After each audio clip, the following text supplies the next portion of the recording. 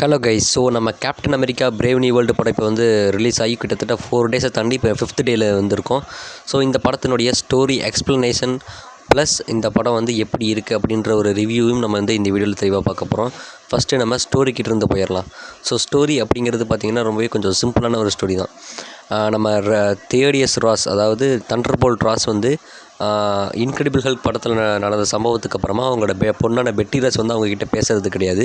So அவங்கள வந்து convince பண்ணி நான் மாறிட்டேன், இப்போ நான் ரொம்ப நல்லவன் அப்படின்னு காட்டுறதுக்காக இந்த படம் முழுக்கவே நம்ம ராஸ் வந்து போராடுற மாதிரி ஒரு ஸ்டோரி போகும். At the same time Eternals படத்தில் வந்து இந்த டியாமண்ட்டை வந்து அடமாண்டியம் மெட்டல் இருக்குது பார்த்தீங்களா. ஸோ அந்த ஒரு மெட்டலை வந்து உலக நாடுகள் அனைத்துக்குமே போய் சேரணும் அப்படின்ற மாதிரி உலக நாடுகள் அனைத்தும் ஒரு அமைதி ஒப்பந்தத்துக்கு கீழே வர்ற மாதிரியான ஒரு ஸ்டோரி வந்து போகும். படத்தோட இறுதியில் அந்த அமைதி ஒப்பந்தம் வந்து சக்ஸஸில் தான் முடியும். ஸோ இதுக்கு நடுவில் லீடர் வந்து ஜென்ரல் ராஸ் வந்து இப்போ பிரசிடென்ட் ராஸாக மாறிடுவார். அவருக்கு கெட்ட பேர் வந்து அவர் எல்லோரும் கெட்டவனாக பார்க்கணும் அவர் அப்படின்றத ஒரு ரிவெஞ்சை வந்து தான் இந்த படம் முழுக்கவே நம்ம லீடர் வந்து பண்ணிகிட்ருப்பார். அதுக்கு உண்டான ரீசன் என்ன அப்படின்னு சொல்லி பார்த்தீங்கன்னா, இன்க்ரெடிபிள் ஹல்க் படத்துலேயே பார்த்துருப்பீங்க. அந்த படத்துக்கு அப்புறமா அந்த லீடரை வந்து ஜெயிலில் வந்து போட்டு வச்சுருப்பாங்க, அந்த ராஃப்டில் போட்டு வச்சுருப்பாங்க. அண்ட் அங்கே ரெட் ஹல்க்கு நம்ம ராஸ் வந்து என்ன சொல்லியிருப்பாருன்னா, அவரோட சாகர கட்டத்துக்கு போயிருப்பார். நீ என் உயிரை காப்பாற்று, நான் வந்து உன்னை வந்து இந்த ராஃப்ட்லேருந்து காப்பாற்றுறேன் அப்படின்ற மாதிரி சொல்லி லீடரை ஃபுல் அண்ட் ட்ரூலி ஏமாற்றி ரொம்ப அவர் மட்டும் பொழைச்சிக்கிட்டே இருந்தார். ஸோ அதை கண்டுபிடிச்ச லீடர் வந்து எப்படி நம்ம ஏமாற்ற தான் போகிறான்னு வந்து லீடருக்கு முன்னாடியே தெரிஞ்சிருச்சு. அதை தெரிஞ்சுக்கிட்ட லீடர் அவர் எடுத்துக்கிட்டு இருக்க அந்த பில்ஸ், அந்த டேப்லெட்டில் வந்து என்ன பண்ணிட்டாருன்னா கேமாவை வந்து கலந்து விட்டார். அதனால அவர் கோவப்படும் போது ரெட் ஹல்காக வந்து மாறக்கூடிய அந்த ஒரு இதையும் சேர்த்து கொடுத்துறாரு. ஸோ அதனால் இந்த படம் முழுக்கவே நம்ம ராஸை கோவப்படுத்தி அவர் ரெட் ஹல்காக மாற்றணும் அப்படிங்கிற ஒரு மோட்டிவோடையே தான் நம்ம லீடர் வந்து சுற்றிட்டு இருப்பார். அண்ட் இதுக்கு நடுவில் இன்னொன்று என்ன, சர்பன்ஸ் அப்படின்ற ஒரு டீம் வந்து காமிச்சிருப்பாங்க. அவங்கள வச்சு தான் ஃபஸ்ட்டு அந்த அடமாண்டியமே லீடர் தான் திருடி இருப்பார், திருட சொல்லியிருப்பார். அண்ட் திருடி முடிச்சதுக்கப்புறம் அந்த பழியும் தூக்கி ராஸ் மேலேயே போட்டுறதுன்னு சொல்லிட்டு இந்த படம் முழுக்க லீடர் இந்த மாதிரி சின்ன சின்ன பழிகளை போட்டு ராஸை வந்து கோவப்படுத்தி அவரோட பேரை முடிஞ்சளவுக்கு ஸ்பாயில் பண்ணணும் அப்படிங்கிறத தான் ஒரு மோட்டிவாகவே பண்ணிகிட்ருக்காரு.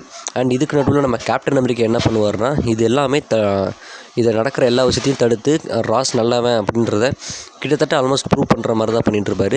அண்ட் ஃபைனலாக நம்ம வந்து ராஸும் வந்து ரெட் ஹல்காக ட்ரான்ஸ்ஃபார்ம் ஆகிடுவார். அவரை தடுத்து நிறுத்துகிற வேலையும் கேப்டன் அமெரிக்கா தான் பண்ணுவாருங்க. கிட்டத்தட்ட இவ்வளோ தான் ஸ்டோரி. அண்ட் இந்த படம் முழுக்கவே இதை பேஸ் பண்ணி தான் நகர்ந்துக்கிட்டே இருக்கும். ஃபாஸ்ட் பேஸ்டான ஃபிலிம் தான், எங்கேயுமே ஸ்லோ டவுன் ஆன மாதிரியான ஒரு ஃபீலிங்கே இருக்காது. படம் இப்போ ஆரம்பிக்குதுன்னா டப்புன்னு போயிட்டே இருக்கும். அடுத்தடுத்து திடீர்னு பார்த்தா கிளைமேக்ஸ் வந்துடும். செம்ம ஜாலியான ஒரு படம். டைம் போகிறதே தெரியாமல் செம்ம ஃபன்னாக தான் போயிட்டுருக்கோம். படம் முழுக்கவே செம்ம என்டர்டெயின்மெண்ட்டாக தாங்க போயிட்டுருக்கோம். படம் படத்தோட கிளைமேக்ஸ் அந்த red Hulk vs Captain America ஃபைட்டை எப்படி முடிப்பாங்க அப்படின்னு பார்த்தீங்கன்னா, ரெட் ஹல்க் வந்து போட்டு துவம்சம் பண்ணி அடித்து நொறுக்கி கேப்டன் அமெரிக்கா கைகாலெலாம் உடச்சி விட்ருவார். அண்ட் அதுக்கப்புறம் கேப்டன் அமெரிக்கா எந்திரிச்சு பேசுவாருங்க. ஒரு பேசி பெட்டி ராஸ் அந்த நேமை யூஸ் பண்ணி தான் ரெட் ஹல்கை சமாதானப்படுத்தி அவரை மீண்டும் ராஸாக மாற்றி அண்ட் அவரை ராஃப்டில் போட்டிருப்பாங்க. ஸோ இதில் லீடர் நினச்சது நடந்துருச்சு. ராஸை வந்து அவர் அனுபவிச்ச எல்லா கஷ்டத்தையும் ராஸ் அனுபவிக்கணும், அவர் ராஃப்ட்டுக்கு வரணும்னு நினச்சாரு. அதை வந்து லீடர் சாதிச்சிட்டாரு. அண்ட் படம் முடிஞ்சதுக்கப்புறம் போஸ்ட் கிரெடிட் சீன், அதுதான் வந்து கொஞ்சம் அல்டிமேட்டான ஒரு சம்பவமே நடந்துச்சு. டூம்ஸ்டே கண்டான ஒரு டீஸை வந்து இந்த இடத்துல லைட்டாக பண்ணி விட்ருக்காங்க. கேப்டன் அமெரிக்கா வந்து ராஃப்டில் இருக்கிற லீடரை போய் பார்த்துருப்பாரு. லீடரை வந்து மீண்டும் ராஃப்டில் அரெஸ்ட் பண்ணி வச்சுருப்பாங்க. அந்த லீடரை பார்க்கலாம் அப்படின்னு சொல்லி நம்ம கேப்டன் அமெரிக்கா போகும்போது அவரும் போவார். நீ வந்து பார்த்தியா, நீ என்னமோ நான் சாக போகிறேன்ற மாதிரிலாம் சொன்னேன், நான் நடந்த எல்லா பிரச்சனையும் தடுத்து நிறுத்திட்டேன் பார்த்தியா அப்படின்னு சொல்லுவார். அப்போ தான் நம்ம லீடர் என்ன சொல்லுவார்னா, இதெல்லாம் பிரச்சனையே இல்லை, இது இனிமேல் தான் பிரச்சனையே ஆரம்பிக்குது அப்படின்ற மாதிரி இன்கர்ஷன் ஈவெண்ட்டை பற்றியோ இல்லை டாக்டர் டூமை பற்றியோ ஒரு சின்ன டீஸ் வந்து பார்த்திங்கன்னா கொடுத்துருக்காரு. அது என்னன்னு சொல்லி தெளிவாக நம்மக்கிட்ட வந்து அவர் கன்வே பண்ணலை.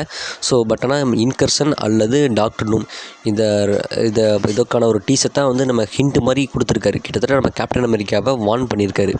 இன்கர்ஷன் ஈவெண்ட் நடக்க போகுது அப்படின்னு, இல்லைனா டாக்டர் டூம் வரப்போகிறாரு அப்படிங்கிற மாதிரி தான் ஏதோ ஒரு மீனிங்கில் நம்ம கேப்டன் அமெரிக்காவை வந்து வார்ன் பண்ணியிருக்காரு. அண்ட் இதோட இந்த படமும் முடியுதுங்க. படம் வந்து டோட்டலாக ஒரு 2 ஹவர் ஃபிலிம் தான். 1 hour and 59 minutes தான் அந்த படமே இருக்குது. ஸோ அதனால் ரொம்பவே ஃபாஸ்ட் பேஸ்டாக செம்ம என்டர்டெய்னிங்காகவே போகும். அண்டு ஏற்கனவே சொன்ன மாதிரி இந்த படம் எப்படி இருக்குது, இதை வந்து பார்க்கலாமா வேணாமான்ற மாதிரி கேட்டிங்கன்னா செம்ம ஜாய்ஃபுல்லான ஒரு படம் தான். பட் ஆனால் வந்து இதுக்கு முன்னாடி வந்து ப்ரீவியஸ் படமான டெட்பூல் அண்ட் வுல்வரீன், அது இல்லாமல் டாக்டர் ஸ்ட்ரேஞ்ச், இந்த multiverse of madness, no way home, end game, infinity war, இந்த மாதிரி அந்த மாதிரியான படங்கள்லாம் நீங்கள் வந்து ரீவாட்ச் பண்ணிக்கிட்டே இருக்கலாம். எத்தனை டைம் பார்த்தாலும் சலிக்காத ஒரு ஃபீலிங்கை கொடுத்துக்கிட்டே இருக்கும்.